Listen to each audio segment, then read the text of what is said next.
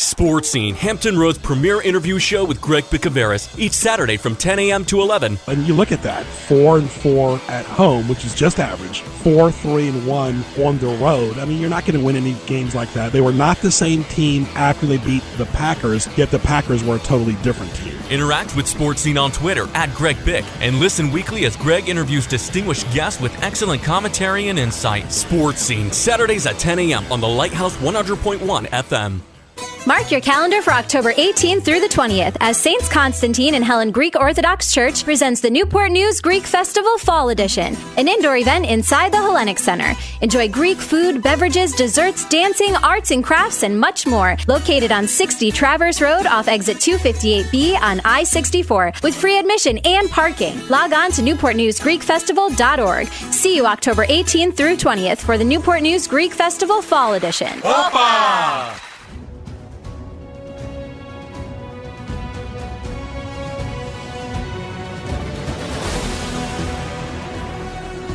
From Chesapeake, Virginia, the Lighthouse 100.1 presents Sports Scene. Sports Scene features local, regional, and nationally acclaimed guests and excellent interviews. Follow Sports Scene on Twitter @GregBic. Now here is Kraig Bicouvaris.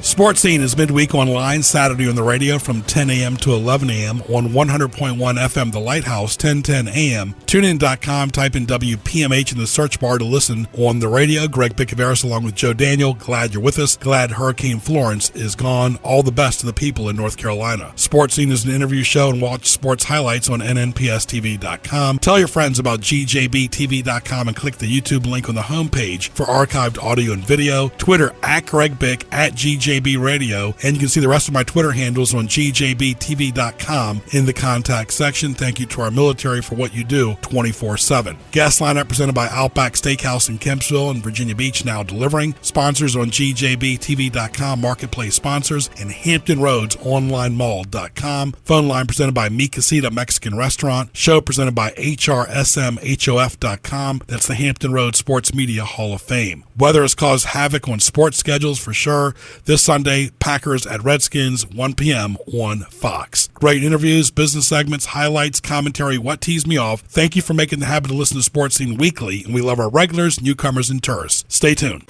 Mark your calendar for October 18th through the 20th as Saints Constantine and Helen Greek Orthodox Church presents the Newport News Greek Festival Fall Edition, an indoor event inside the Hellenic Center. Enjoy Greek food, beverages, desserts, dancing, arts and crafts, and much more. Located on 60 Traverse Road off exit 258B on I-64 with free admission and parking. Log on to newportnewsgreekfestival.org. See you October 18th through 20th for the Newport News Greek Festival Fall Edition. Opa!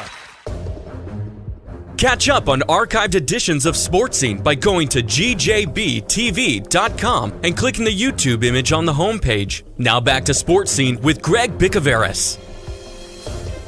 And welcome back to Sports Scene. I want to thank our good friends at CP Shuckers, Locals Tradition, Shore Drive, Pacific Avenue. Delicious food, great appetizers, steak bites, excellent sandwiches, burgers, all the games on TV, NFL, college football, Major League Baseball. Go by and see Matt, Mark, Chef Leon. For more, go to cpshuckers.com. Like them on Facebook. A great time for locals and tourists, both your football headquarters.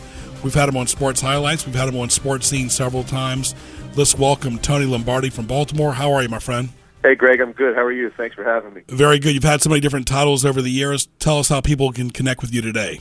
You can find us on Russell Street Report. It's Street spelled out STREET, RussellStreetReport.com. You can also find us on Facebook at Ravens 24/7 and at Russell Street Report also on Twitter. Very nice, very nice. Let's start off with around the NFL. Any thoughts, surprises? I mean, the Steelers seem like they're struggling. It's only been 2 weeks. The Redskins got revealed against the Colts. Arizona's obviously not that good at 0-2. The Browns still trying to find a win. So it's been kind of like up and down. You see the Bears got a nice boost with Mac. Yeah, it's been kind of dramatic, I think, for the first 2 weeks. And I think the fans, and myself included, sometimes you tend to put too much stock in what you see the first week and expect that to be what's going to be carrying forward in the NFL. And we've seen that it's just not true. Case in point is the team that I covered, the Baltimore Ravens. They look like world beaters week, and then they stink up the joint on Thursday night in Cincinnati, 21-0. So I think a lot of stock is placed in the first two games, but I don't really think you have a good vibe for the way things might go and who the best team is going to be until maybe after week 4 or 5, and you start to settle in a little bit and you see how the dust settles and who the best teams are going to be. But, so far, I mean, like I said, there's a lot of drama. There's drama in Pittsburgh with Le'Veon Bell still holding out. Who knows when he's going to come back? I have a feeling that his first game back could be against the Ravens on Sunday Night Football, because that would bring a lot of attention to him, the whole nation watching. And then, like you mentioned before, Khalil Mack, the trade of him going from the Raiders to the Bears and looking at the Raiders being 0-2 and not looking very good. And what do they need? They need a pass rush. They just sent the best one in the league to Chicago. So that's a lot of drama for Chucky for his first 2 weeks back on the sidelines in Oakland. Very nice talking to Tony Lombardi, and I guess the Redskins and Ravens both got revealed. I mentioned earlier, the Cardinals obviously 0-2, the Bills are 0-2.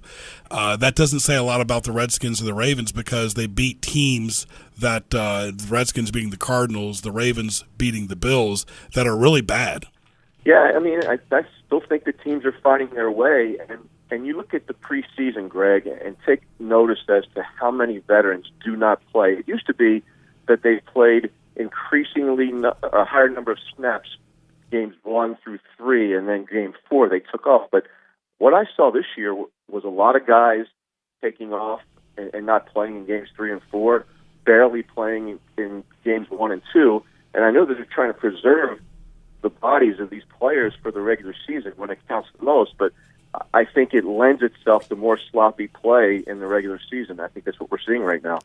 Very good. The Redskins, of course, we're talking about their atmosphere against the Colts. Not a great attendance. I know the Ravens have had issues with home attendance as well. It's still early. You would think in September, with the weather being nice, attendance would be good. I know there's a hurricane threat, but not really in the DMV at all. And, of course, a lot of the fans were saying low energy, low attendance. That's not good to start off 2018. No, I've been talking to friends and people in the media about this, and I think the NFL is sustaining itself with fantasy football and gambling. If you take those two things out of the equation, and it probably never will, but if you did, I don't think you have that hardcore fan base that just lives and breathes and dies with its team and going to the games anymore. Partly it has part to do with what I just mentioned, but the other part of it has to do with watching from home is so much less expensive. It's so much more convenient. And really, if there's ever been a game that screams watch it at home, it's the NFL. And it's perfect for TV. And now you can get the NFL Game Pass for about $99 for a year, and you can watch games any way you want. So I don't know. I just think that the convenience of watching from home lends itself to more people staying away. And I've mentioned this to Steve Bisciotti once before, that I think there's going to come a day when NFL stadiums are going to be smaller. And he kind of laughed at me, but I think the way it's playing out, that may be true. The weird thing is, though, baseball, they play 81 home games. They get good crowds for at least a third of those, you would think, especially if you're winning even more. And football has trouble drawing for 8. I would never think that football would be an issue, but it's a TV sport. But it's not good to start off. The desire, the enthusiasm about the general novice fan is not there like it used to be. I think the generation, the millennials, they really don't care.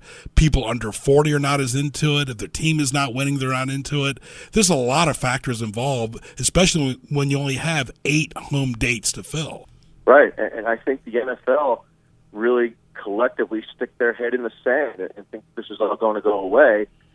I think, with the kneeling and the player protest, there was a lot of fan backlash because of that. I think that was kind of the straw that broke the camel's back. I think it was going the way anyway, but when that happened and all the patriots in the country decided, you know what, screw those guys, I don't need to watch them anymore. I can have just as much fun watching college football, or if I want to watch the NFL, I'll just watch it at home. Talking to Tony Lombardi, Greg Bicouvaris, glad you're with us. Well, the Ravens, their attendance against the Bills, how was it? Of course, they're 1-1 now after the Bengals loss. Now they take on the Broncos, who are 2-0. Not a great 2-0 team, but exactly a consistent 2-0 team. Yeah, I think that's going to be an interesting game for the Ravens. They're listed as 5-point favorites heading into the game, and they play better at home than they do on the road. But they have some issues on the offensive line. I think that was evident when they played the Cincinnati Bengals. And fixing, a couple of guys on the edges for Denver, Von Miller and Chubbs, that I think those guys could really bring it to the Ravens. So they're going to be challenged. They're probably going to have to go with double tight end sets, hold these guys in for max protect, and hope that they can get some plays down the field with, a limited number of receivers. So it's going to be an interesting football game. Remember back in the day, the Ravens had one of their best games against the Broncos at home when Shanahan was coaching the Broncos. Let's see if they can do that again this week. But, of course, let me ask you this question, too, because you follow Baltimore sports very well. Why was the rush for the Ravens to draft a quarterback when Flacco, who's been there pretty much for a little over 10 years now, you don't see them doing that with Aaron Rodgers. Each of them have won a Super Bowl. I'm not saying Flacco is Aaron Rodgers, but he is a Super Bowl winner. He's been to the playoffs, not recently. Why was the rush to draft a quarterback? And it seemed like the Ravens did not use them well against the Bengals, and they got a lot of criticism for that as well.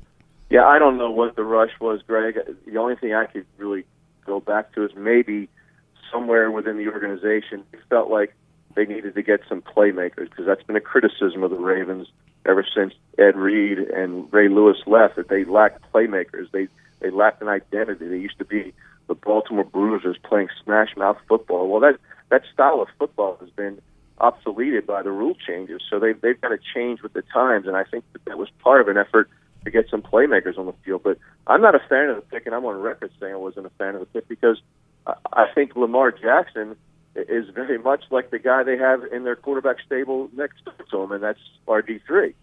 So I don't know. I just don't see those kinds of quarterbacks having a lot of shelf life in the NFL, because they use their legs as their biggest weapon, and they end up getting hurt. So far, I don't really understand what the Ravens are doing with Lamar Jackson. It almost seems like they're force-feeding it.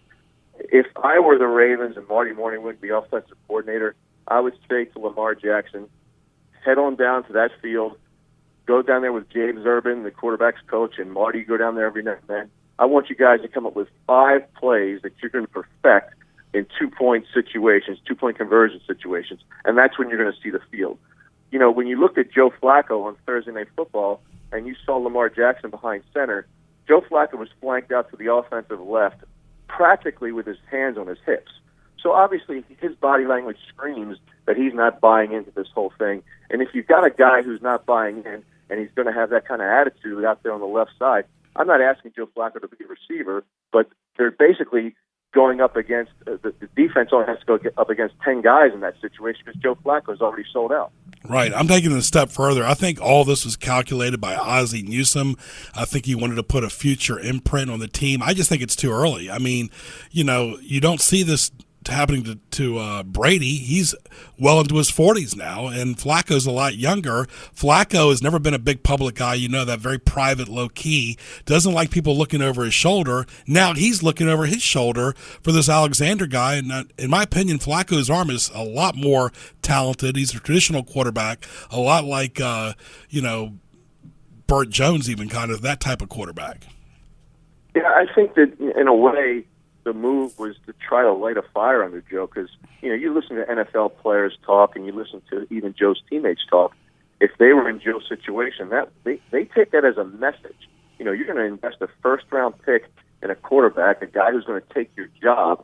Then that's a signal to you that we don't really like what you're doing so far. We need you to really step it up. And if anything, if Lamar Jackson's draft pick allows or motivates Flacco to become a better player more consistently, then it was worth the pick. But if it doesn't, it's a colossal flop. And I don't see Lamar Jackson as being a franchise quarterback in the NFL. Just don't see it. Yeah, Flacco is 33 years old. Now, I'll say this, Tony, I think you will see some changes if the Ravens do not make the postseason in 2018. There are going to be some huge changes, and it starts with the coaching staff. Right. I mean, because Bisciotti was on the record talking about he was thinking about getting rid of, Harbaugh, but Flacco, has won a Super Bowl, but that was way back in 2012. Right. So we'll see what the future holds for the Ravens. What else? How about the kid from the Bills just quitting at halftime? Yeah, Vontae Davis. That's crazy. I mean, I was watching Monday Night Football, the pregame, and Randy Moss was on talking about that along with Woodson, and they were talking about how Woodson was saying how funny he thought it was, but who knows what motivates people? Maybe there's things going on in their personal lives that they just say, you know what, I've had enough of this. Maybe it's the Bills are just that bad, and he's got enough of that.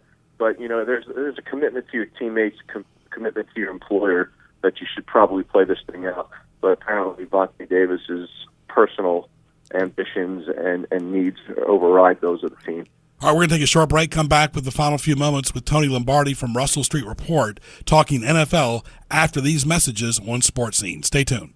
Mark your calendar for October 18th through the 20th as Saints Constantine and Helen Greek Orthodox Church presents the Newport News Greek Festival Fall Edition, an indoor event inside the Hellenic Center. Enjoy Greek food, beverages, desserts, dancing, arts and crafts, and much more. Located on 60 Traverse Road off exit 258B on I-64 with free admission and parking. Log on to newportnewsgreekfestival.org. See you October 18th through 20th for the Newport News Greek Festival Fall Edition. Opa!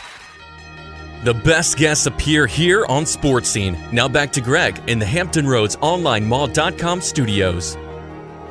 Thanks to Barrel 17. Go by and see Jamie, Chris, and the great family over there at 1706 Mediterranean Avenue in Virginia Beach. Get some great appetizers, burgers, dogs, chicken sandwiches, cheesesteaks, fish sandwiches, vegan burgers, house-cut fries, beer-battered onion rings, excellent vegetables, adult beverages. Watch the games on TV, college and NFL football at Barrel 17. Like them on Facebook.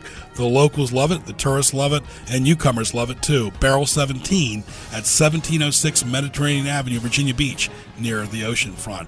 Back with the final few moments with Tony Lombardi from Russell Street Report. Give us your Twitter handle, Tony. Twitter handle is at RSR for Russell Street Report, at RSR Lombardi, and our website is at Russell ST for Street Report.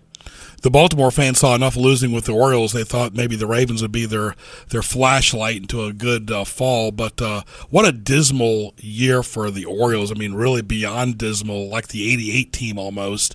And really, I mean, you're talking 81 games to fill seats, and it's been sparse at best. Yeah, I don't know if you could sabotage a team and make things any worse than they are with the Orioles, because there's no leadership on any level.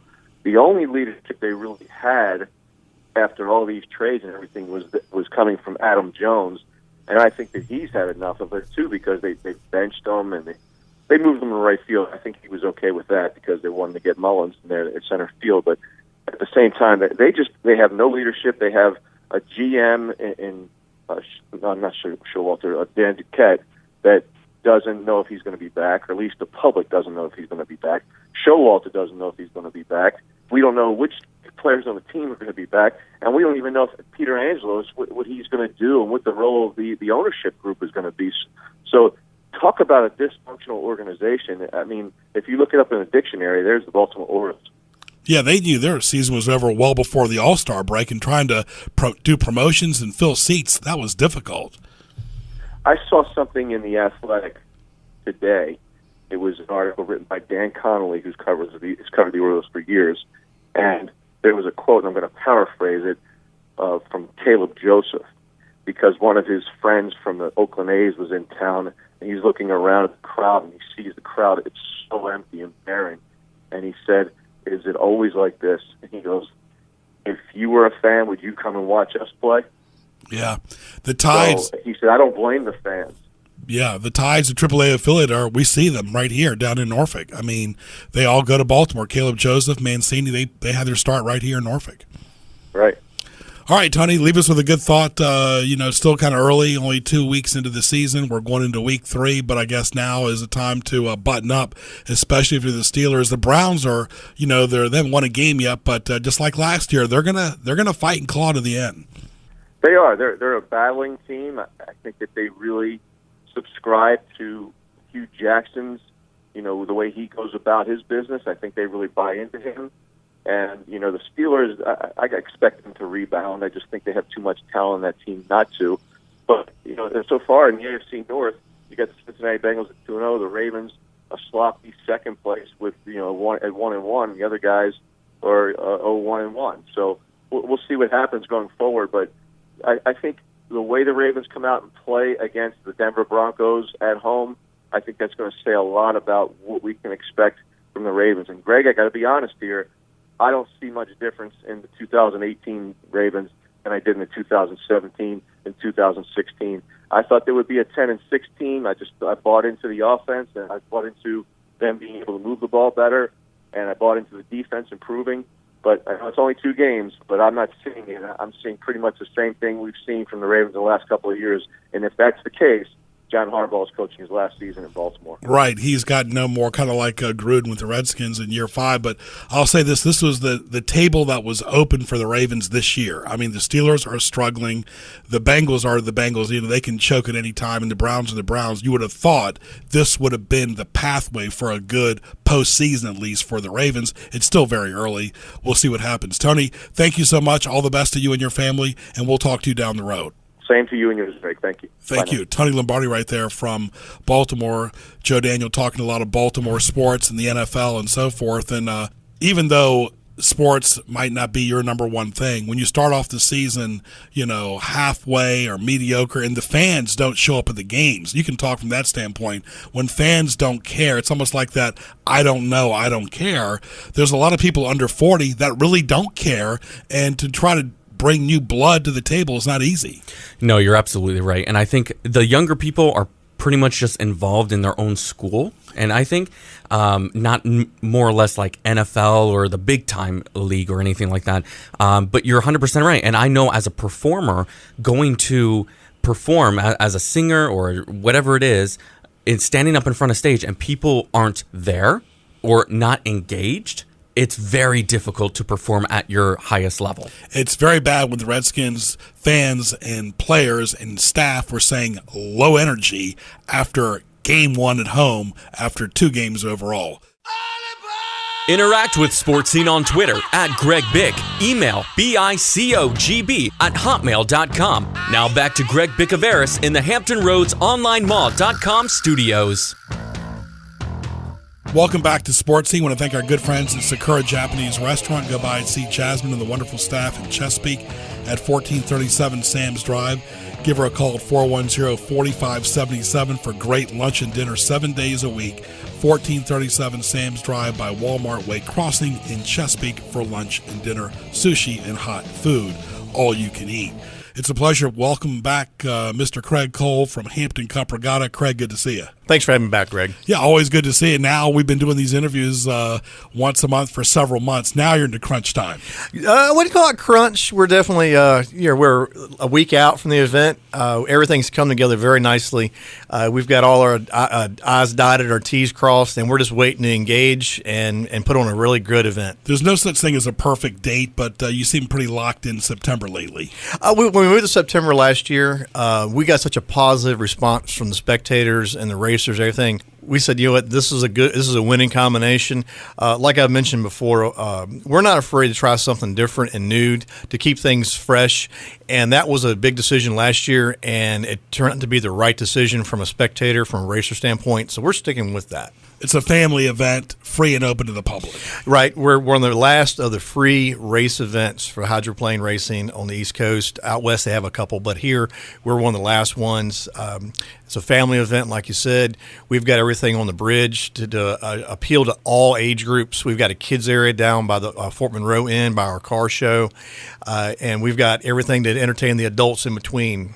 It's just going to be a really good event.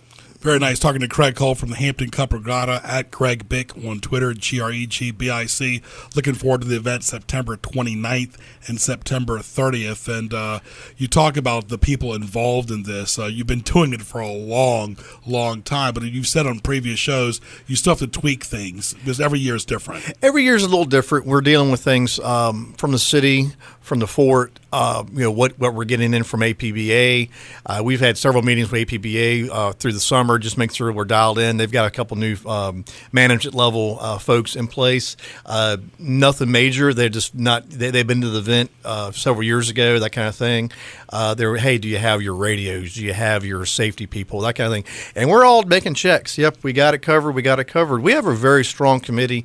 Everyone knows their role, and everyone executes it flawlessly. Well, talk about the amount of racers and the behind-the-scenes personnel to take on a race of this magnitude. You mentioned the volunteers, and the city of Hampton really steps up to the plate in your board. But how about the actual racers and their team? The racers, like you mentioned, is a family event, and they are bringing their families as well. These folks are coming from all across the country and Canada. We've actually got a New Zealander we're hearing is going to come back this year. He resides in Canada, but he is from New Zealand, so we're going to count him. So we're truly an international sport. But these folks roll in with their RVs and their campers as well as their boat trailers and other support vehicles. And they're out there working on the engines right up to race time, sometimes in between heats, all depending on what's happening there. You see the kids riding around on their bikes, that kind of thing. They bring their dogs, grandma, grandpa's coming along. It's just an overall just really wholesome event that we put on from the family standpoint, as well as the spectators. They want to come in and see a good racing event. The logistics on the backside most people don't appreciate is, when you see that crane launch, everything that's going into making that happen. We have Lockwood Cranes that comes in. They sit up on Friday, and we're ready to drop those boats in off the out of the pit area. We've got a whole crew that works that side, maintaining our hot pit area, which is a safety area. We've got a Jeep club that comes in and they actually help tow our boats around from our pits to the cranes. So we do a little caravan all around to drop those guys in and pick them up back out. We've got our pit, our pier crew that actually calls the boats up, and it's a management thing. We're calling up our hydros, we're calling up our flats, we're calling up our speed skiffs, our Surgery speed skiffs, because everything is a concert. Everything has got a lot of moving parts, and we want to make sure nobody sees it. Sometimes you might get a little, hey, this guy rolled up a little early, whatever. But as far from the spectator standpoint, everything's smooth running. It's like that duck on the water. He's just moving along smooth, but you got all the feet underneath the water, man, just churning. That's what we're doing. Right. And the people working for you, too. I mean, like we've got your commercial on Channel 4, Channel 2, Channel 13, Fox 43. It takes a lot of marketing behind the scenes, and me, I stress over your stuff too. I do so too. it's everything. It's all inclusive. Absolutely. I mean, we're promoting this event all year long. We're appearing at Langley Speedway, downtown Hampton Block Party. We're passing out the day cards. We're engaging with you to get the commercials produced and uploaded so we can put those out. And they should be airing this week and next week, right in between up till the race event. As well as on the radio. We're doing things with Sinclair Communications this year. We're happy to have them. But anyway, we're trying to put that word out to everyone that as possibly we can. And because once you get them there, they're hooked. I mean, right. that's what happened to me back in 2000. Yeah, absolutely. And, of course, we've been doing several shows leading up to this event. It does take a village to support this. You can't take it for granted. Social media is nice, but you can't rely just on social media. No, we can't, but social media is a big part of what we do. We're on Facebook. We've got a website, and we're on Instagram. I post stuff on Instagram, so anybody has seen those goofy posts, that's all me. Sorry, okay. I'm a goofy guy. I like to laugh. That's fine. Yeah, but that gets people's attention. They think about it, and they want to come out and see what's going on. Yeah, it's not the nuts and bolts of the NFL, and people are looking to do something different. This is still summertime. Your event will be as fall approaches, but the weather is still fairly nice. And I'll say this, too. We're going to say this for what teased me off, but just because one zip code or area code is affected doesn't mean another zip code or area code. Gloucester is not relevant to Nag's Head, but yet most of the TV stations go to both areas. Yes, they do. That's a widespread thing. I mean, it's you're referring to the hurricane threat we had last week. That really had us concerned. We were watching the weather the whole time, and when we saw things start to wobble to the south, we're kind of wiping our brows because if we had gotten that event here, there's no telling what could have still been in place as far as the city goes with emergency services and that kind of thing. So we were watching that very closely. Yeah, we're not far from that area at all. Even Nags Head didn't get hit that, but all our thoughts and prayers go to all the people in the entire state Absolutely. of North Carolina. They're our neighbors. They're rivals in basketball, but they're not rivals in life. I've got a lot of families southwest from Raleigh. I mean, thankfully all of them are fine, but it was definitely on our minds. Especially Wilmington, yeah, because you can't make up an event like that. I mean, the weather can turn at any minute. I guess the positive thing out of that whole thing was you still were 2 weeks out from the event. So it wasn't even going to be next weekend or this weekend. It was 2 weeks out from your event. Yes, yeah. And that is one of the things you're always dealing with. We have an outdoor event no matter what it is.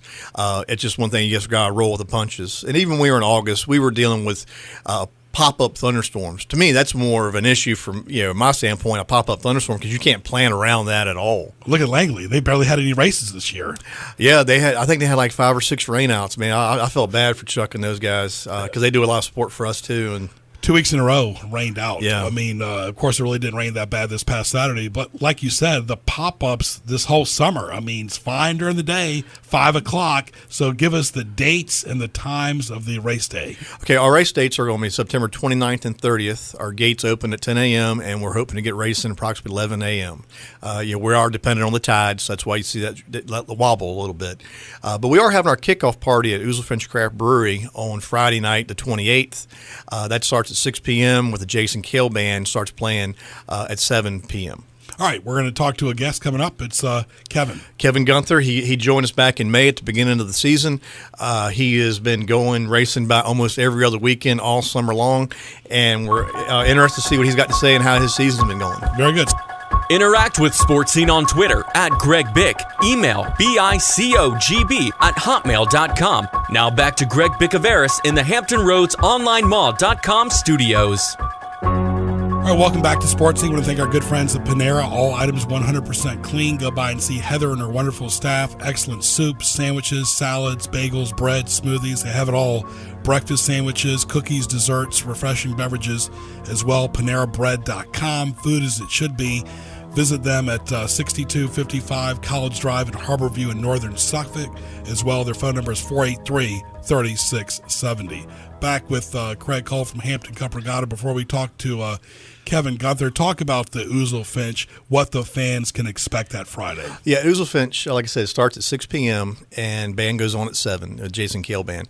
What we did last year, another one of these things new that we tried, and it worked, so we're keeping it. This is basically a meet and greet opportunity for the general public to come down and see the boats up close, lay their hands on, climb the cockpit, strap in, put a helmet on, talk to the drivers, talk to the owners. And we had a field full of boats last year. I mean, we had everything from the little J-Stocks that the little kids, the 9-year-olds drive, all the way up to we actually had a Grand Prix hull out there. Didn't have an engine in it, but still, we counted it. It was there. So we had everything, all of our hydros, our skiffs, and our flats all represented, and we're expecting to do that again this year. It is voluntary for the driver to come over, but these guys, this is their pride and joy. They like to show it off, and I'm excited about it because a lot of times I'm so busy on the bridge during the race weekend, I don't get an opportunity to talk to some of these guys like I really like to, because these guys and ladies have become our friends and family, and it really means a lot for them when they come to my hometown and I get to show off with them to do this. City of Hampton. All right, let's talk to Kevin Gunther. Yep, Kevin, you there, buddy?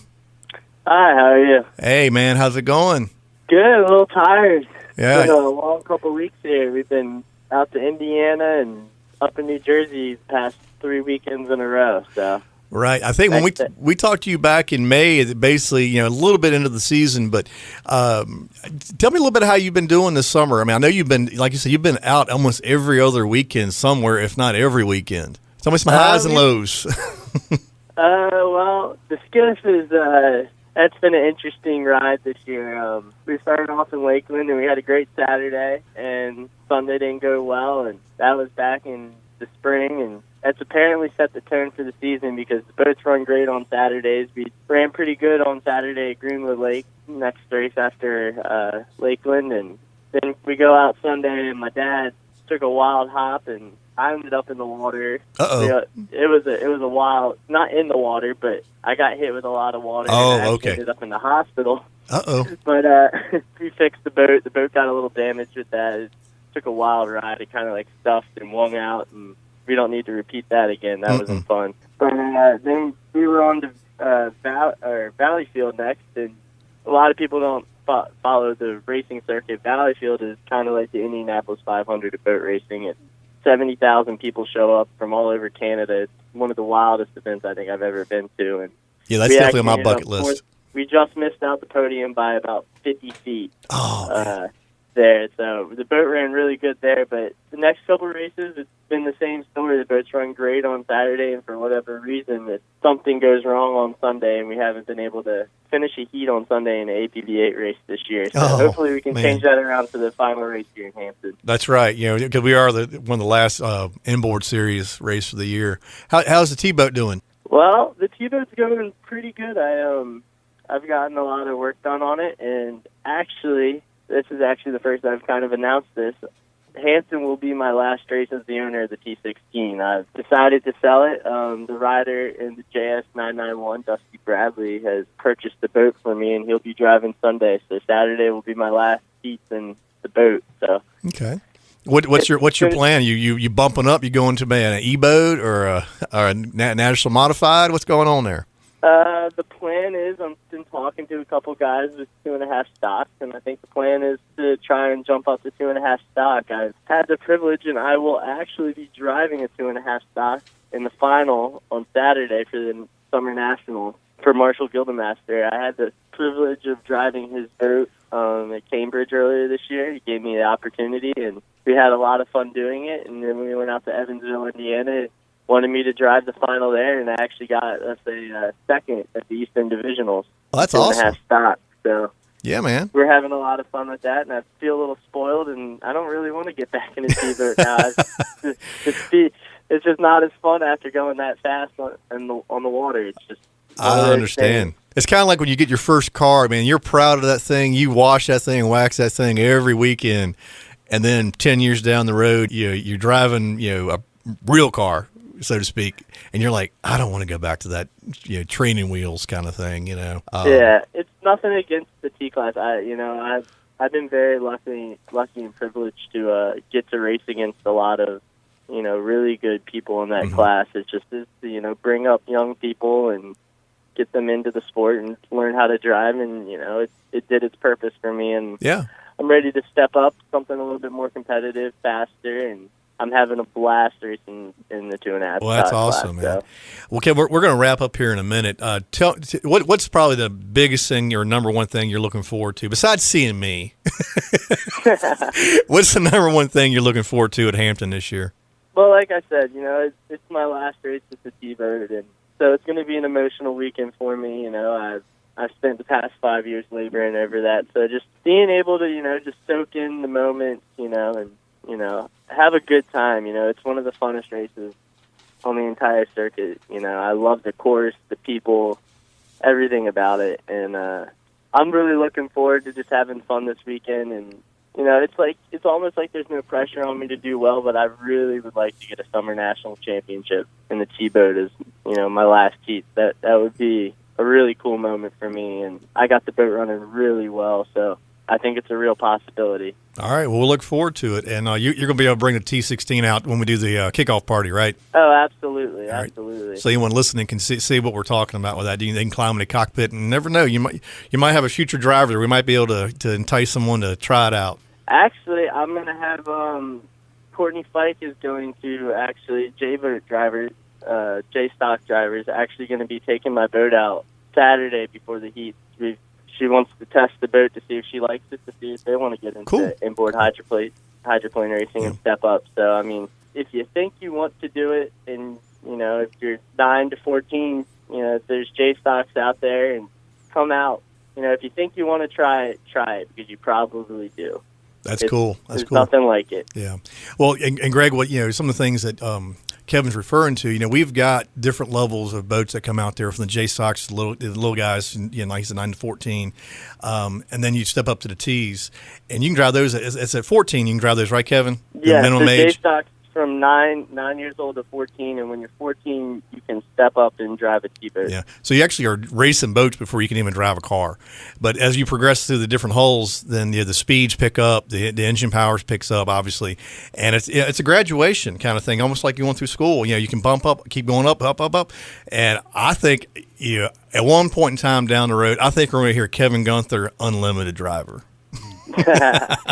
That'd be pretty cool. I got a long way to go, though. Well, one step at a time, brother. All right, Kevin, we look forward to talking to you and seeing you next weekend. Thank you for supporting the Hampton Cup Regatta and all the work you've done with Kraig over the years, and best of luck to you and your team next weekend.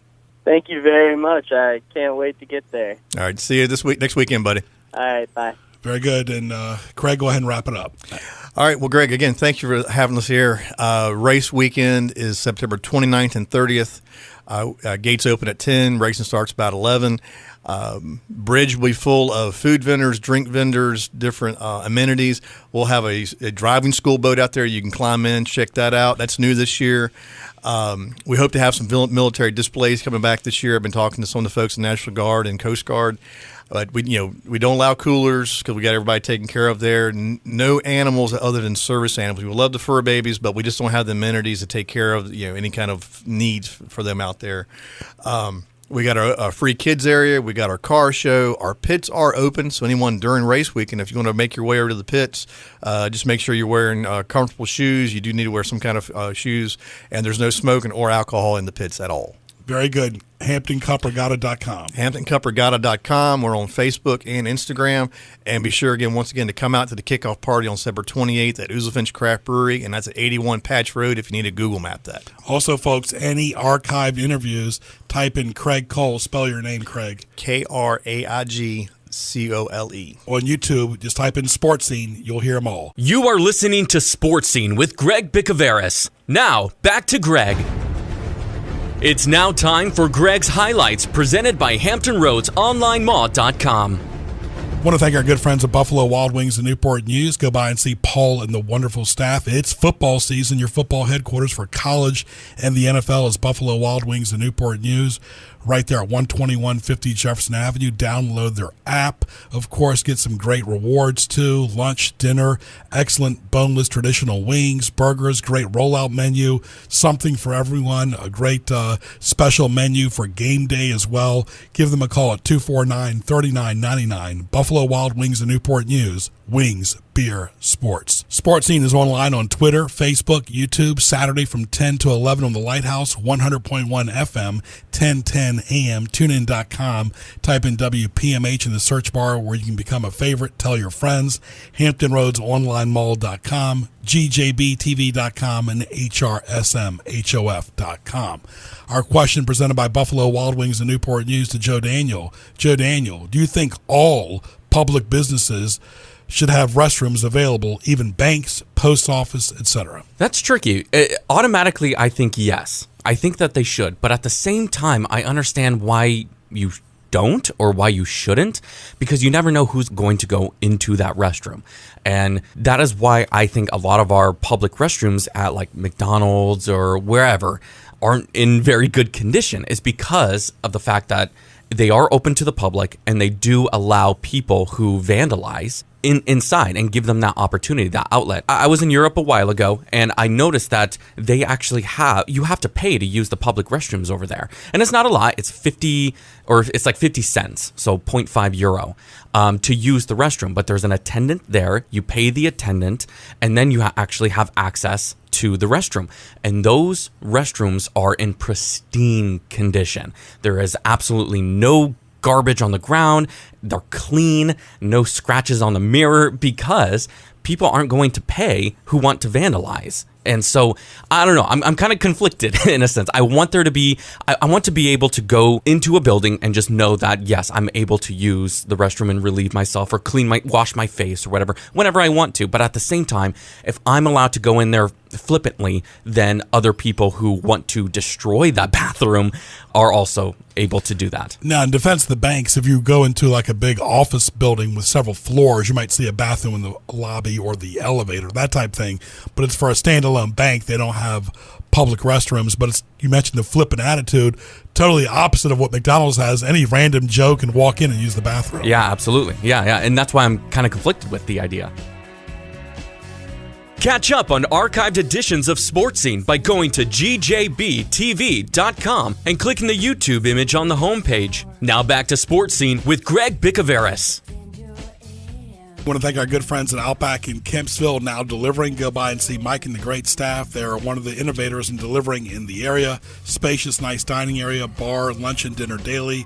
Great burgers, steaks, soups, salads, seafood, pasta, chicken ribs, great rollout menu. Appetizers, desserts, adult beverages, dine-in or carry-out. Located at 1255 Fordham Drive in Virginia Beach. Give them a call at 523-4832. Watch a game, of course, kick back with your friends, and enjoy a great meal at Outback Steakhouse in Kempsville, now delivering. Let's welcome our monthly regular guest from the Marksman. Let's welcome George McClain, owner, operator. How are you, my friend? Doing very well, Greg. How about yourself? Very good, very good. Happy September to you. And let's start off with the weather, of course. Wreaked havoc in North Carolina, not so much in our area code, but one thing you saw in North Carolina, like unfortunate things, people take advantage of people when they're vulnerable, and the looters did that as well. That's one of the unfortunate realities of this type of thing. There are those out there who will take advantage of anyone, any chance they can, and when something like this, happens, of course, the chance of them being caught and or pursued and caught, diminish greatly, and so they take advantage of that. George, a lot of times people that have guns that have a right to carry them are on their property, and sometimes at night you hear weird noises, whether you live out in the country in Smithfield or even the suburbs. Sometimes you hear a backfire from a car or somebody actually shooting a gun. What should you do if you're in your own home and you hear a gun being shot off? Well, several things that you could do. As to what you should do, that would depend a lot on circumstances. Are we talking about a rural or urban area? If you're in the middle of the city versus out in the country, it would be two entirely different scenarios. But in any event, and when we caution people about this in our concealed classes, if you respond to a break-in in your own home, regardless of where you live in the middle of the night, you typically do not want to respond with a firearm in your hand. That leaves too much open to interpretation, even from the bad guy or maybe somebody else seeing some activity in your house. Maybe one of the neighbors has tried to call you. I can go kind of crazy on some of the scenarios here and say, well, maybe they've already cut your phone line, and yeah, we've all got cell phones and all that, but maybe the neighbor doesn't have that. He comes in, obviously something's wrong in your house. He looks in or steps in, sees you with a gun. Maybe he recognizes you, maybe he doesn't. But see someone with a firearm, you turn towards them, and someone else winds up getting shot, or even the bad guy, even though he broke into your home, with no intention of harming, he wants to steal something of value so he can take it and fence it and get his next drug fix. And so he and the buddies in there, all of a sudden, his buddy sees a gun pointed at the other guy, and because of that, he pulls a gun out and shoots the homeowner because he had a firearm drawn on them. So I'm not saying don't walk out with your firearm. Obviously, you want to be able to defend yourself, but put it in a holster. You don't want to necessarily have that in your hand when there is no threat that you're looking at that time. Now, when someone steps up to you and he's trying to threaten you, you have that reasonable fear that your life is in danger. Now it's time to get the gun in your hand. Well, let me ask you this, George. Let's just say you hear a gunshot, let's say a block away. It's no threat to you. A lot of times it's hunting season coming up, and a lot of times people that buy guns might want to try shooting a target in their backyard. Are they allowed to do that since they're their own in certain property? areas? Yes, they are. Okay. Again, it depends on typically not in the city. Right. It wouldn't be, but in some of the counties, it really depends on what the county ordinances are. a gunshot, the noise from a gunshot, can travel, some distance. So, typically, people that live out in the country, you get used to hearing, what normal is. You know that somebody shoots over on their property. So if you hear that and it's coming from that direction, you probably wouldn't think of it as a big deal. We all certainly want to know that we're safe and that the bullets being fired are being fired in a safe direction, but the sound is going to travel, 360 degrees. So you're going to hear that no matter what direction the bullet is going to. So, if you're familiar with your surroundings and that's normal happening, not a big deal. If it's not a normal happening, you may want to, call law enforcement and say, you're hearing gunshots. If it's the month before hunting season, that may be normal again in your area. So there's just so many variables that you'd have to kind of take into consideration. And, I'm not telling anyone to overload law enforcement and call every time there's, some kind of a loud noise. You need to kind of, investigate yourself, take a look-see, but you don't want to trespass on somebody else's property, but you can certainly walk to the boundaries of your own property to see what's going on. Talking to George McClain, the owner of The Marksman. You can Google The Marksman, of course. Military Mondays, First Responder Fridays as well. Great location, fully staffed. Give them a call at 872-4130. Open daily in Newport News near Fort Eustis as well. And a lot of the hunters, they get frustrated because they see a lot of deer. We have a big deer population in the suburbs, but doesn't mean they can shoot them because they're in city limits. But I know that's frustrating to the sporting person who sees a lot of deer in their own backyard, but yet they have to go to places like out in the country to go hunting. True, especially if the deer are doing damage. And if they are, you can go and get special permits to rid yourself of that pest at that point. At that instant, when they're doing that kind of damage to your property, it's typically would be crop damage at that point. It's no longer a game animal. It's a pest, and you should be able to go get a permit and to where you could take that deer out at that point. I think most sportsmen, though, as far as hunting, I failed to see the sport of shooting a deer standing in my backyard. Sure. That doesn't take much hunting skill, at that point. So when I lived in West Virginia, I hunted, quite irregularly, and up there you had to do your pre-hunt, investigation and know where your game's going to be, and pick your time of the day, and that type of thing, and obviously have the right equipment, and take your deer, that way versus stepping out on your back porch and shooting something that's, standing there in your backyard looking back at you. But George, what is a big issue for everybody in this area is geese. I mean, there's more geese than deer right now. It's nuts. Yeah, that problem's only going to continue to get worse. Especially right now, this time of the year, your migratory patterns come right at, over top. I used to live in Richmond, and that was more right in the center part of it, where it would fly over top, and anytime they'd see standing water someplace, about 6 o'clock in the evening, that's where they'd swoop in and kind of overnight, and then the next morning they're up again. But geese is a huge problem. It's a huge problem for people, for residents, whether you're property owners or not. Just being out and getting bombarded with bad stuff falling out of the sky. It's also a safety hazard to aircraft, and with the military and civilian airports that we have in this area, that's something that every pilot has to be on their toes about, and keep an eye out for bird strikes. Obviously, that was the cause of the U.S. Air flight, the U.S. Airways flight that landed on the Hudson River was Sure. Birds. So that can be deadly to aircraft. What's new at the Marksman as we approach fall? Well, we have right now for the month of September, we have our membership drive. So you get $50 off for an annual family or single membership.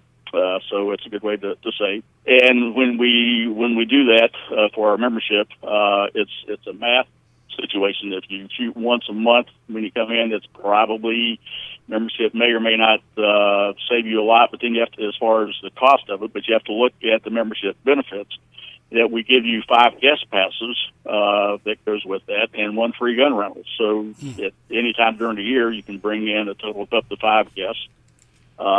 If you don't need to rent a gun, but your guest does, you get that 1 free gun rental a year. So when you put all that into it, that could save you another upwards of about $100 or so with that membership. So it's a good deal all the way around. And this month only you get $50 off of that. So I'd like to throw that out to everybody. Invite you to come on in and check us out.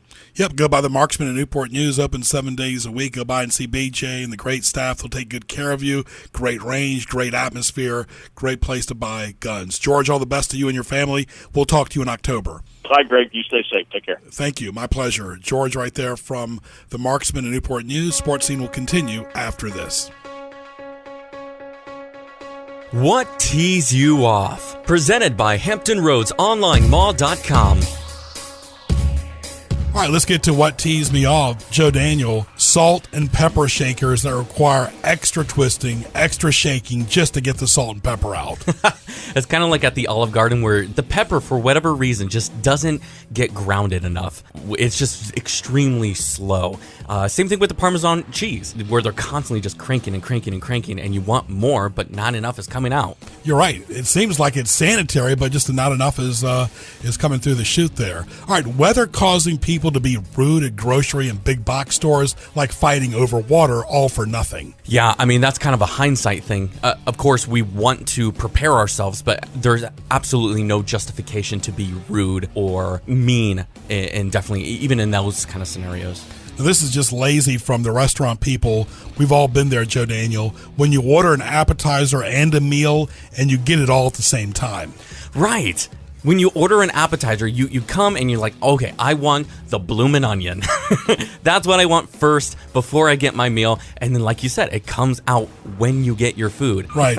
We all have gadgets in the future, but I'm sorry, this is never going to work. Futureless, driverless vehicles. I'm sorry. I wouldn't trust it. Mechanical error, computer error, whatever. It's going to be an error. I don't know. I'm kind of on the opposite side of that. I'm looking forward to computerized vehicles. I think that it would definitely help with traffic and congestion, and it would get you to your destination quicker. I have a lot of faith in technology. I listen to podcasts. I just listened to a podcast featuring Elon Musk, the founder of Tesla, and the technology that goes behind a Tesla and what it's capable of doing is phenomenal. And I'm looking forward to actually autonomous vehicles. All right, what's the difference between a podcast and our shows then? Because our shows are on YouTube and Twitter and Facebook. It seems like every average Joe has a podcast. It does. There are a lot of people who are doing podcasts right now. And I guess you could say we are on the radio, but we also do a podcast where because we post it on a third platform like YouTube, so you are able to access us. So yes, we are a podcast as well as a radio program. There's one thing to give out free samples at grocery stores, but people don't grab food from a buffet line at a grocery store just because you see it. Don't put your hand near it. Buffet lines at grocery stores can be very unsanitary. Yeah, absolutely. And they have a sneeze guard there. But at the same time, there are so many people going to that buffet line, touching the utensils, and it is. And I know that the people who work there do the best that they can to make sure that everything is clean, but at the same time, there are so many hands that touch it, and you don't know where those hands obviously have been. Hello, bacteria, very much. All right, weather forecasts that cause an uproar. CNN is not the same forecast for every city or national TV in general. Nag's Head is not Gloucester. Let's do it by area codes and zip codes. Don't scare everybody with wrong weather forecasts. They were wrong. They were just wrong. They know, they try to do the best that they can, but of course there's always human error. And like you said, maybe it is because it's just too general, too broad. They need to get more specific. Nothing worse than the smell of shrimp peeling. Yeah, well, seafood in general. I hate the smell of fish. It lingers. The sea, the ocean. I don't like that smell, and it's bad. I don't like the beach, and so the look, the smell, the sight of the beach. I appreciate the beauty of the waves and all that, but as far as like everything else, the sand, the sand, the smell, the fish, ocean stuff just does not interest me. And you smell like a grimy slug when you try to get in your car and go home. You have to immediately go to the shower. Yeah, you have to immediately shower. Last thing, you can relate to this very well, what's going on in your life right now. People that call or text only when they want something. Yeah, I mean, and it's sad it gets down to that. It is. Of course, you're in a close enough relationship where that you are able to trust that person to be there for you. But at the same time, it's like, okay, you can't just, you care enough just for whatever you're asking of me, but not just to check up and say, hey, how are you? And you're someone that I can trust, confide in, but at the same time, I don't care about you enough to just see how you are. Just because you're in love one day doesn't mean you're going to be in love the next. That's what tees me off. Thank you for listening to Sports Scene. For more, log on to gjbtv.com and click the YouTube link. I want to thank all of our guests today. For more, log on to HamptonRoadsOnlineMall.com, gjbtv.com, and hrsmhof.com. For Joe Daniel, I'm Greg Bicouvaris, at Greg Bick on Twitter, at GJB Radio on Twitter, and we'll talk to you soon.